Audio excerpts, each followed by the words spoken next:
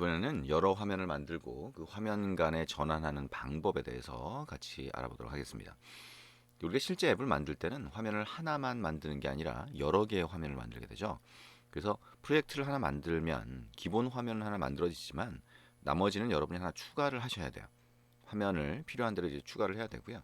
그 화면 간에 전환을 해야 되는데 전환을 할 때 우리가 이제 처음에 첫째 마당에서 해봤던 것처럼 하나의 화면을 띄우거나 할 수 있는데 사용되는 인텐트라고 하는 게 있어요. 그래서 그 인텐트를 이용해서 화면을 띄울 수 있다 생각을 하시면 될 거고요. 근데 화면을 띄울 때 그냥 단순히 띄우는 게 아니라 그 화면에다가 어떤 데이터를 전달해야 될 때가 있어요.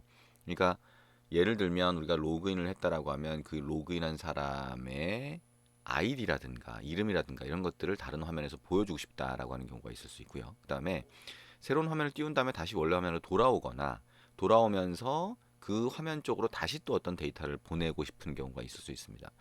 우리가 이제 화면 간의 데이터를 전달하는 방법은 크게 보면 두 가지가 있어서 하나는 우리가 보겠지만 이제 인텐트라고 하는 거 안에다가 데이터를 넣어서 보내는 방법이 있고요. 그게 아니라 다른 어떤 상수나 이런 또는 변수나 뭐 이런 것들을 클래스 안에다가 넣을 수 있죠. 보통 이제 클래스 변수라고 얘기할 수가 있는데 그래서 그 클래스 변수라고 하는 걸 이용해서 거기다가 뭔가 데이터를 설정을 하고 다른 데서 참조하는 그런 방법이 있을 수 있습니다.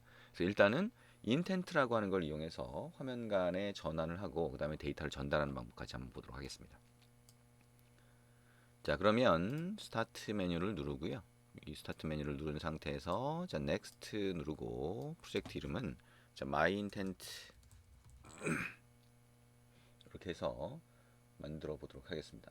마이 인텐트라고 하는 새로운 프로젝트를 만들고요. 여기에 마이 자는 제거를 하고 그 다음에 피니쉬 눌러봅니다.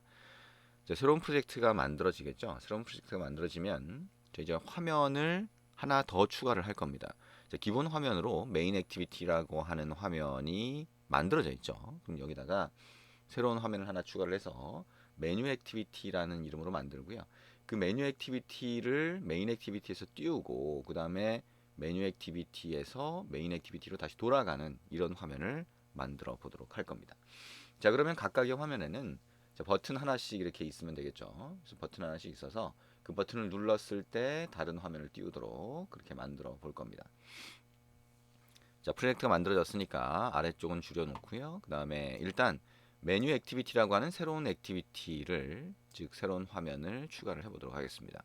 왼쪽에 프로젝트 창에서 APP 선택하고 오른쪽 마우스 버튼 눌러서 New라고 하고요. 액티비티 그 다음에 Empty 액티비티 지금 여기는 안 보이지만 이렇게 선택을 했습니다.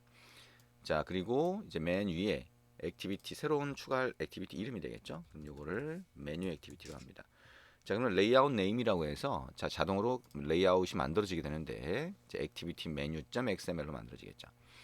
자, 피니쉬를 누르면 이렇게 두 개의 파일이 만들어지는 것을 볼 수가 있습니다.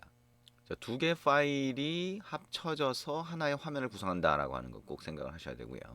하나는 이제 자바 소스 파일이니까 저 왼쪽에서 보면 자, app 밑에 자바 밑에 자, 패키지 이름 밑에 자, 이렇게 메뉴 액티비티.java로 만들어지고요. 확장자는 생략하고 안 보여주죠. 그 다음에 res 밑에 레이아웃 밑에 자, xml 파일 즉 화면 레이아웃 파일이 이렇게 만들어진다라고 하는 거 생각을 하시면 되겠죠. 이건 또 확장자가 보이네요, 그죠? 근데 이제 소스 코드에서 자, 그걸 지정을 할 때는 이렇게 또 확장자 없이 또 지정한다라고 하는 거 생각을 하시면 되겠네요. 자, 그럼 아래쪽을 줄여놓고요. 그 다음에 왼쪽도 줄여놓고 자, 일단 액티비티 main.xml로 갑니다. 그래서 요 첫 화면에서 버튼을 눌렀을 때 그때 메뉴 액티비티 화면을 보여주도록 만들어 보겠습니다. 자, 화면 가운데 있는 텍스트 뷰는 선택하고 삭제를 해주고요. 이 화면 가운데다가 버튼을 추가하도록 하죠. 자, 그리고 이 버튼의 글자를 바꿔주도록 하겠습니다. 자, 글자는 메뉴 화면 띄우기 이렇게 한번 해볼까요? 자, 그럼 이렇게 되겠죠. 그 다음에 버튼의 아이디는 버튼이라고 되어 있습니다. 자, 그러면 메인 액티비티.java로 가보면 되겠죠. onCreate라고 하는 함수, 자, 메소드 안쪽에다가 공간을 만들고요. 자, 버튼을 먼저 찾아줘야 되겠죠. 자, 버튼 equal find view by id r.id.button이라고 하면 버튼 아이디를 가진 버튼 객체가 찾아지게 됩니다. 자, 그 다음에 버튼 set on click listener enter new on click listener enter를 치면 버튼을 클릭했을 때 여기 있는 on click이라고 하는 함수가 실행이 된다.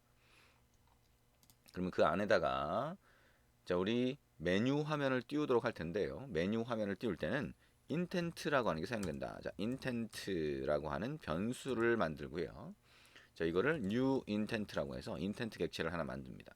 그리고 이 intent 객체를 만들 때 이 안에다가 자, 첫 번째 파라미터로는 get application context를 해줍니다.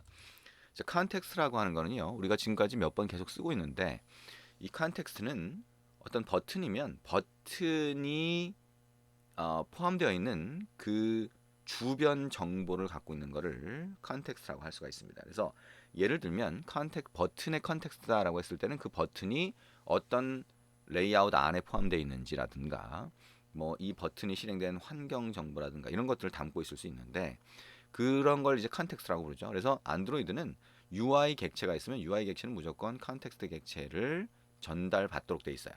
생성자 함수를 실행을 할 때. 근데 여기 intent라고 하는 것도 마찬가지예요. 근데 이 컨텍스트는 필요하다면 get application context라고 해서 이 앱에서 사용되는 공통 컨텍스트가 되겠죠. 공통 컨텍스트를 이렇게 참조할 수 있게 하는 요 메소드가 있습니다. 액티비티 안에. 그래서 뭐 액티비티도 그렇고 아니면 이제 다른 것도 다른 나중에 우리가 같이 보겠지만 애플리케이션 구성 요소라고 하는 데서는 이 컨텍스트를 참조할 수 있는 방법들이 있거든요. 그래서 컨텍스트를 참조를 해서 여기에 이제 전달을 하면 됩니다. 그래서 get application context라고 하는 함수를 사용하는 경우가 많다라고 보시면 되고요. 그거 외에 이 activity라고 하는 것 자체도 컨텍스트가 될 수가 있어요. 그래서 우리가 this라고 하는 걸 써서 컨텍스트를 참조하는 경우도 있습니다. this는 여기가 아니라 이 바깥에서는 다시 말하면 이 함수 안에서는 단순히 이 함수 안에서 onCreate 같은 함수 안에서는 this를 참조하면 액티비티 객체가 되는데 액티비티 객체 자체가 버튼이나 이런 거에 컨텍스트가 될 수 있거든요. 그래서 이 컨텍스트라고 하는 걸 그렇게 참조할 수도 있다라고 보시면 됩니다. 어쨌든 get application context라고 해서 첫 번째 파라미터를 넣어주고요. 그다음에 두 번째 파라미터로는 menu activity.class라고 넣어줍니다. 자, 메뉴 액티비티를 지정하는 거죠. 그래서 메뉴 액티비티를 지정하는 인텐트 객체를 만든 거다라고 생각을 하시면 됩니다. 그리고 메뉴 액티비티는 메뉴 액티비티.class라고 해서 이 메뉴 액티비티라고 하는 클래스를 가리키는 클래스 객체를 지정을 하는 거죠. 자, 내부적으로는 이제 이렇게 지정을 하면 자, 어쨌든 이 인텐트라고 하는 걸 해석하는 쪽에서 메뉴 액티비티에 대한 정보를 참조할 수 있게 하는 거예요. 자바에서 이제 리플렉션이라고 하는 걸 쓰는 거죠. 뭐 그런 내용을 잘 모른다라고 하더라도 어쨌든 메뉴 액티비티라고 하는 화면을 지정한다라고 정도 생각을 하시면 됩니다. 자, 그 다음에 여기다가 두 번째 줄에다가 start activity라고 하는 함수를 실행하면서 intent 객체를 이렇게 넣어줄 수 있어요. 이게 이제 우리가 첫째 마당에서 했던 건데요. 자, start activity 말고 start activity for result라고 하는 함수도 있어요. 이건 뭐냐면 우리가 화면을 하나 띄운 다음에 그 화면으로부터 어떤 응답을 받고 싶다라고 하면 start activity for result라고 하는 걸 쓰시면 됩니다. 그래서 start activity 대신에 자, 이걸 쓴다. 근데 그렇게 되면 두 번째 파라미터가 필요해요. 그래서 여기다가는 100일 이렇게 한번 넣어봅니다. 숫자를 넣어보겠죠. 자, 숫자 코드는 나중에 우리가 이 새로 띄운 화면으로부터 응답을 받을 때 이 숫자 코드가 그대로 다시 돌아와요. 그래서 어떤 화면으로부터 응답이 온 건지를 구분할 수 있게 하는데 그 구분할 수 있는 코드라고 해서 요청 코드라고 부릅니다. 여기 리퀘스트 코드라고 간단하게 보이죠? 그래서 이 요청 코드를 통해서 어떤 화면으로부터 응답이 왔는지를 구분한다 생각을 하시면 되겠죠. 자, 그럼 여기까지 하면 화면이 하나 뜨게 됩니다. 자, 그러면 화면이 잘 뜨는지 한번 볼까요? 자, 에뮬레이터 실행을 하고요. 에뮬레이터 쪽으로 자, 앱을 한번 실행을 해서 자, 지금까지 만든 기능이 동작하는지 한번 보겠습니다. 뭐 지금까지 만든 거는 메인 화면에 버튼 하나 추가한 것밖에 없죠. 자, 그래서 여기다가 앱을 실행을 하고요. 자, 앱이 실행이 되면 메인 액티비티가 처음에 뜨겠죠. 첫 화면이 뜰 거고요. 그 첫 화면이 뜨게 되면 첫 화면에 버튼을 한번 눌러 보겠습니다. 자, 화면이 떴고요. 자, 메뉴 화면 띄우기 버튼을 눌렀더니 이렇게 메뉴 화면이 뜬 걸 볼 수가 있죠. 메뉴 화면은 아직 아무것도 없습니다. 여기다가 이제 버튼이라든가 기능을 추가를 해서 동작하도록 만들어 보겠습니다.